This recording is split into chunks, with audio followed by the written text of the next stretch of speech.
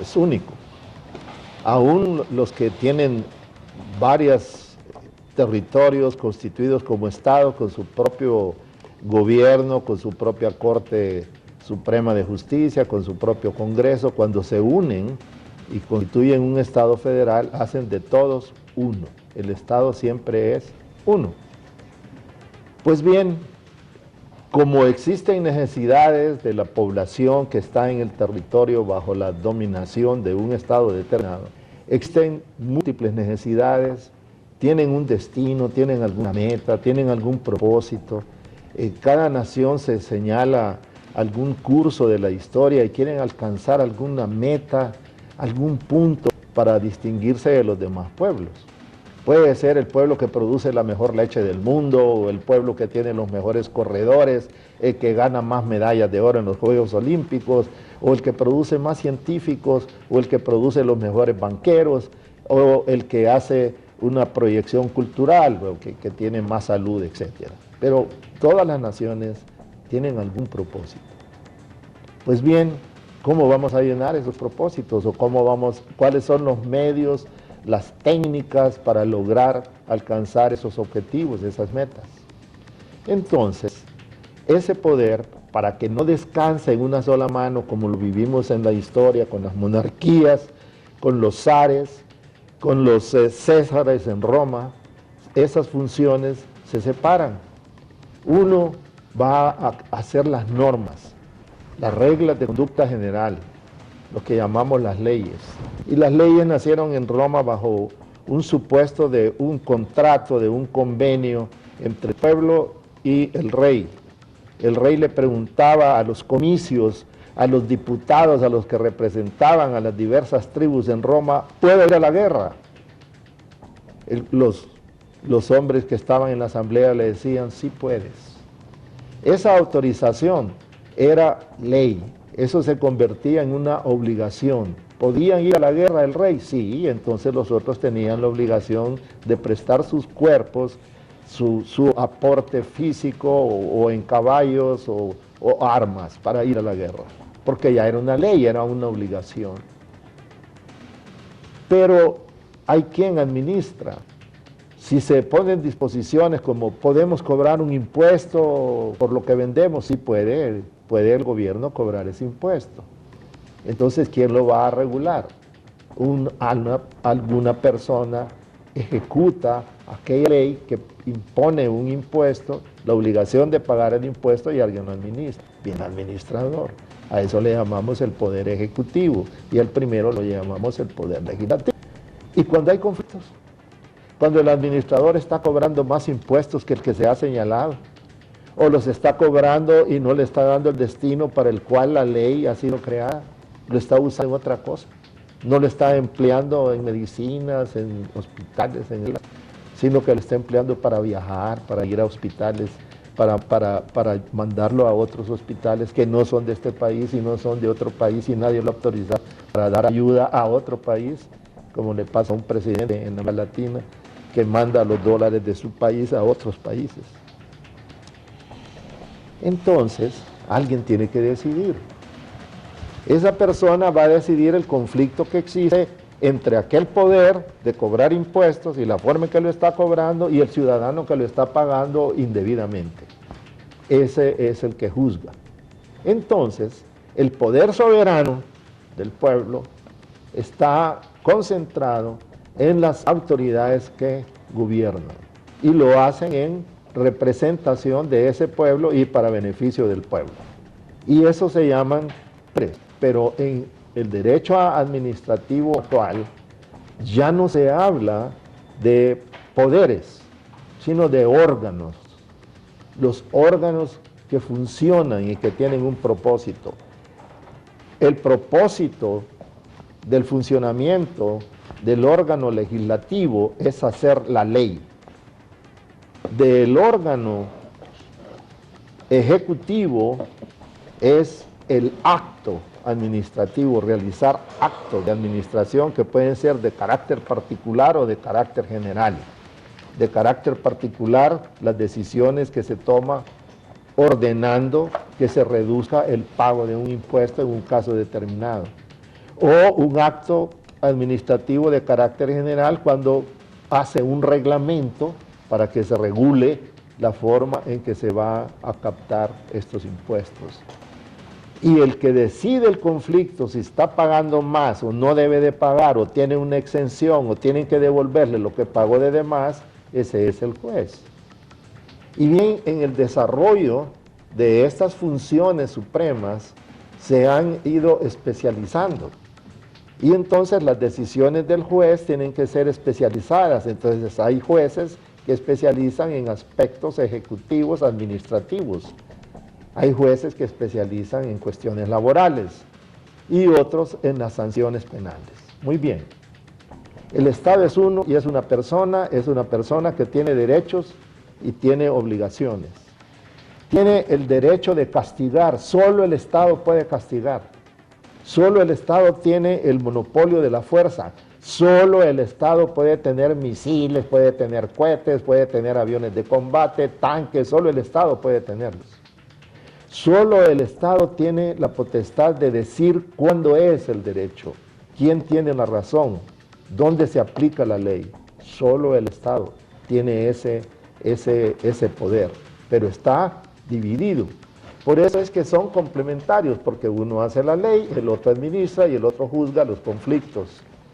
Por eso debe de haber cierta unidad, eso se llaman políticas generales. Por ejemplo, vamos a proteger los bosques. El legislador hace una ley protectora de los bosques. El Ejecutivo pone una Secretaría de Estado para que regule todo el problema de los bosques. Y los jueces deben de estar capacitados en el conocimiento de los propósitos de la protección del bosque para que cuando tengan conflictos defiendan al bosque a través de sus sentencias, pero aplicando la ley. En Honduras tenemos algunas falacias. Por ejemplo, que hay una gran diferencia entre la justicia y el derecho. Una persona, un funcionario dice, la ley dice que yo debo de actuar de tal manera, pero eso es injusto, entonces yo me aparto de la ley y hago lo que yo quiero porque ahora yo voy a hacer justicia. Se sale del esquema, se sale del orden normal, eso es muy mal visto fuera del país y dentro del país, y por eso cuando el sector empresarial se preocupa por las inversiones que se hace muy bien. En Alemania, que está tan lejos de nosotros, hay oficinas que en este momento están viendo a través de nuestras telecomunicaciones cuál es el comportamiento de este país en cuanto a seguridad de personas, seguridad de bienes, seguridad jurídica. Y tienen un observatorio permanente, no solo en Wall Street, no solo en Dow Jones, en Londres, sino aquí mismo, en nuestro país. El día de ayer, algunas personas que tienen inversión en algunos lugares que sirven para turismo están pensando ya en venderlo.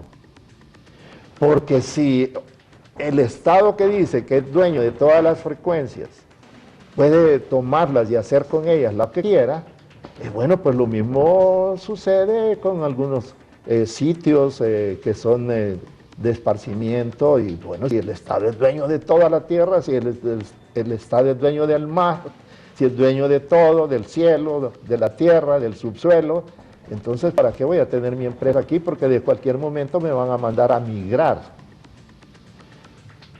Yo creo que debemos de entender una cosa. La ley es la reguladora de la conducta humana. La ley persigue la justicia, la esencia de la ley es hacer justicia y esa justicia ya está determinada. Yo no puedo inventarme mi justicia si soy un funcionario. La justicia que yo voy a hacer es la que ya está consagrada en las normas. Yo no puedo decir, bueno, yo voy a ignorar esto, yo voy a dictar una resolución y el que le duela que vaya en recursos, para eso están los tribunales, que vayan a los juzgados. No puedo hacer eso. ¿Por qué? Porque yo no puedo ignorar la ley. Nadie puede ignorar la ley en Honduras. Para decirlo en latín a los que les gusta el latín, ignorancia legis non excusa. La ignorancia de la ley no excusa. Y Todos tenemos la obligación de conocer la ley cuando somos funcionarios. Iura novit curia. El funcionario tiene que conocer la ley. Un diputado no puede decir, lo que yo estoy haciendo puede ser contra la Constitución, pero que alguien lo defina. No, él tiene que conocer su Constitución para respetarla. Eventualmente podrá equivocarse, pero es una equivocación no consciente, no como decir, bueno, hoy me equivoco y mañana que me corrija otro. Creo que Honduras necesita mayor desarrollo cultural, espiritual. Creo que el conocimiento de las leyes es para todos. Creo que el que estudia Derecho lo hace para tener una licencia y poder defender casos y emitir dictámenes técnicos, jurídicos con propiedad. Pero todo ciudadano debe de conocer su Constitución. Todo ciudadano debe de conocer el campo donde se mueve. Si usted es taxista, usted tiene que conocer los reglamentos de tránsito. Si usted trabaja recogiendo la basura en la municipalidad, usted debe de conocer cuáles son las normas que lo protegen a usted y cuál es el servicio que usted está prestando y cuál es la utilidad que tiene su servicio de recoger la basura y por qué debe de recogerla bien. Todos tenemos algún espacio de nuestra conducta. Si yo soy banquero, debo de conocer todo el juego de normas que regulen la banca. Y si me dedico a las telecomunicaciones, conozco mis derechos y mis deberes. El Estado tiene que ser respetuoso de cada campo de acción. No puede estarlo invadiendo, eso se llama abuso de controles. Es cierto, el Estado es el que da licencias para explotación aérea, licencias para explotación electrónica de emisión radial o televisada, lo hace. Pero si usted ha cumplido todos los deberes y obligaciones, no tiene por qué quitárselo. Bueno, es clara la explicación que nos ha dado el abogado Espinal sobre la división de poderes y cómo deben de complementarse. Y que, bueno, cada funcionario debe conocer la ley, y eso pues quedó evidenciado en el Congreso, que vimos en vivo pues todos los puntos de opinión de la mayoría de los diputados, y bueno, se vio una clara diferencia en cual podíamos ver claramente quién era el diputado que manejaba el tema en aspectos legales y quién pues no estaba pues muy empapado o no profundizaba en el verdadero tema. Vemos entonces algo muy curioso de, por ejemplo, la administración pasada.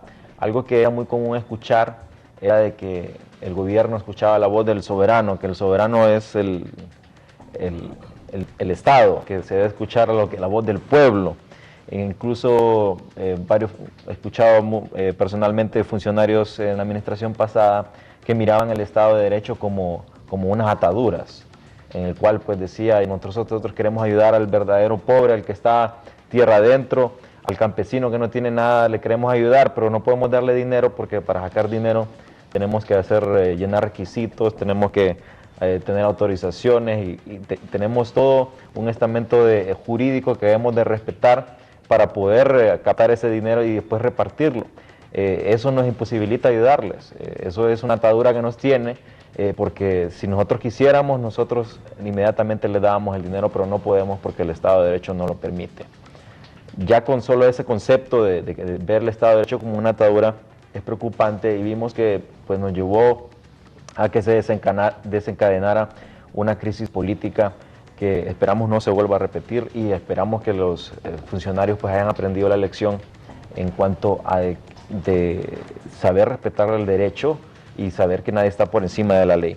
Vamos a ir a un pequeño corte comercial, regresaremos con el empresario y presidente de la UCD, don Jimmy Daqueret, que nos hable un poco sobre el punto de vista empresarial de la situación del país, cuestiones como el salario mínimo, las cuestiones económicas, el posible acuerdo que se pueda llegar con el Fondo Monetario Internacional, aunque para algunos va a ser casi imposible por las condiciones económicas, qué es lo que le espera a la